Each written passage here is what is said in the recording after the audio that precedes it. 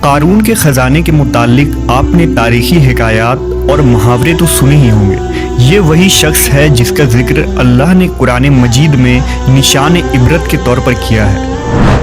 قارون کا قصہ اسرائیلی اور اسلامی دونوں طرح کی روایتوں میں ملتی ہے۔ یہ بنی اسرائیل کا وہی امیر ترین شخص تھا جس کے خزانے کی کنجیاں 300 اونٹوں اور خچروں پر لادے جاتے تھے، اور ہر کنجی چمڑے کی ہوتی تھی جو ایک خزانے کی چابی تھی۔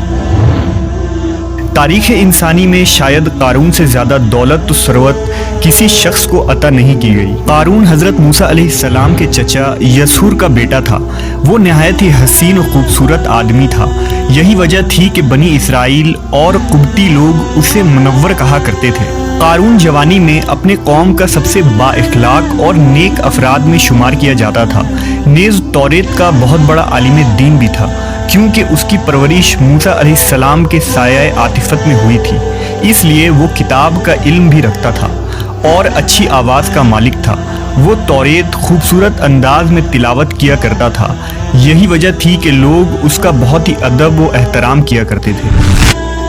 قارون ابتدا میں حضرت موسیٰ علیہ السلام پر ایمان لے آیا، اور جب بنی اسرائیل کو قبطیوں کی غلامی سے نجات ملی تو وہ ان کے ساتھ مصر کو چھوڑ کر سرزمین موعود کی طرف ہجرت کر گیا۔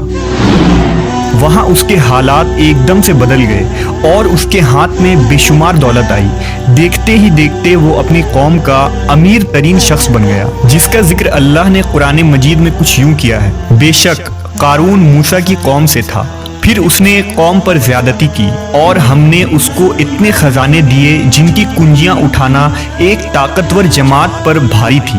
ایک جگہ فرمایا، جب اس سے اس کی قوم نے کہا اتراؤ نہیں، بے شک اللہ اترانے والوں کو پسند نہیں کرتا، اور جو مال تجھے اللہ نے دیا ہے اس کے ذریعے آخرت کا گھر طلب کر، اور دنیا سے اپنا حصہ نہ بھول، اور احسان کر جیسا اللہ نے تجھ پر احسان کیا، اور زمین میں فساد نہ کر، بے شک اللہ فسادیوں کو پسند نہیں کرتا۔ جب زکوٰۃ کا حکم نازل ہوا اور حضرت موسیٰ علیہ السلام نے اس سے عہد لیا تو اس نے یہ وعدہ کیا تھا کہ اپنے مال کا 1000واں حصہ زکوٰۃ نکالے گا۔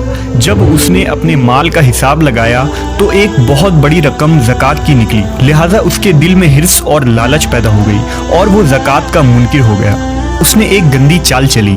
اس نے بنی اسرائیل میں سے ایک گروہ کو جو اس کی حمایتی تھے جمع کیا اور کہا، اے بنی اسرائیل، موسیٰ نے ہمیں بہت سارے امور کا حکم دیا جس پر تم لوگوں نے اس کی پیروی کی، اب وہ تم سے تمہارا مال بھی لینا چاہتا ہے۔ فلاں فاحشہ عورت کو لے کر آؤ تاکہ اسے کچھ پیسے دے کر موسیٰ کو بدکار ثابت کیا جا سکے۔